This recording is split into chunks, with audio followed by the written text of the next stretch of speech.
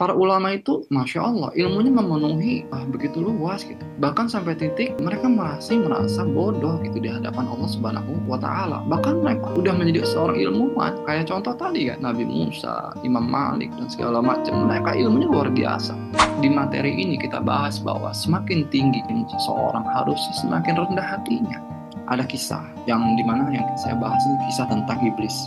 Kita lihat di dalam Al-Quran itu ada dikatakan aba wastakbara wa kana minal kafir. Kisah iblis di sini bisa kita lihat dia menolak bahkan sampai titik ia menyombongkan dirinya. Maka disitulah ia masuk ke dalam kategori golongan yang kafir. Nah, kalau kita lihat dari sini teman-teman sekalian, iblis itu secara ilmu tidak kalah, secara ibadah pun tidak kalah. Bahkan mereka ini pernah berada di lingkungan para malaikat gitu. Dan iblis juga tidak jatuh karena zina, dia tidak jatuh karena mencuri, bahkan sampai titik iblis itu tidak jatuh karena minum khamr. Tapi apa?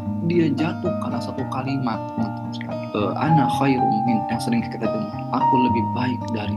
Yang kita lihat dari kisah iblis ini secara hikmah, ternyata kesombongan itu tidak selalu muncul dalam ucapan. Kalau kita lihat, kadang kesombongan itu muncul berupa perasaan. Aku merasa lebih paham, aku merasa lebih rajin, bahkan sampai titik aku nih lebih banyak belajarnya dari kalian. Dan hati-hati teman-teman, semua itu yang terucap terbesit di dalam hati kita, Allah mengetahui gitu. Makanya kita harus benar-benar rutin melakukan refleksi diri dalam diri kita gitu. Kenapa? Mungkin kita nggak pernah berkata aku ini lebih baik dari kamu, tapi kenyataannya terlintas di hati kita mengatakan aku itu lebih baik dari kamu, aku lebih kuat daripada kamu padahal. Makanya subhanallah, ada hadis mengatakan yang diriwayatkan Imam Muslim dari Nabi Muhammad SAW. Beliau mengatakan apa? Tidak akan masuk surga seseorang yang di dalam hatinya terdapat kesombongan, walaupun kesombongan itu sebesar biji sawi, teman-teman sekalian.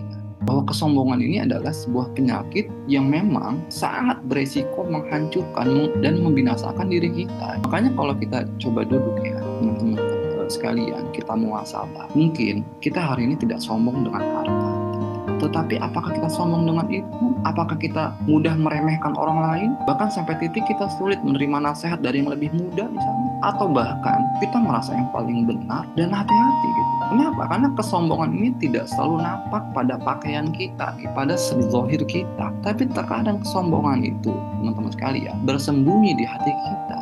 Kalau kita lihat teman-teman sekalian, bagaimana para ulama, subhanallah, ulama besar itu subhanallah, justru di mana ilmu mereka semakin luar biasa. Salafus soleh dengan ilmu yang sungguh luar biasa, ibadah yang luar biasa, hafalan yang begitu kuatnya dan segala macam. Justru malah melatih mereka ini benar-benar memiliki ketawaduan yang sungguh luar biasa. Salah satu contoh misalnya teman-teman sekalian, kenapa saya bilang para salafus soleh, para ulama besar itu justru malah menampakkan di titik ilmunya begitu banyaknya, ibadah begitu maksimalnya, malah menampakkan ketawaduannya. Salah satu contoh misal kisah Umar bin Khattab. Ini menarik kisah Umar bin Khattab sering sekali menangis teman-teman pada saat beliau membaca Al-Quran. Dan beliau pernah didatangi pada saat itu oleh Hudzaifah. Dan kemudian Hudzaifah bertanya kepada Umar, apakah Rasulullah pernah menyebut namaku sebagai orang munafik? Padahal Umar adalah sahabat yang dijamin masuk surga. Tetapi beliau masih takut terhadap dirinya sendiri bahwa beliau masuk ke dalam golongan orang munafik sampai segitunya. Dan kalau kita lihat dari sebelumnya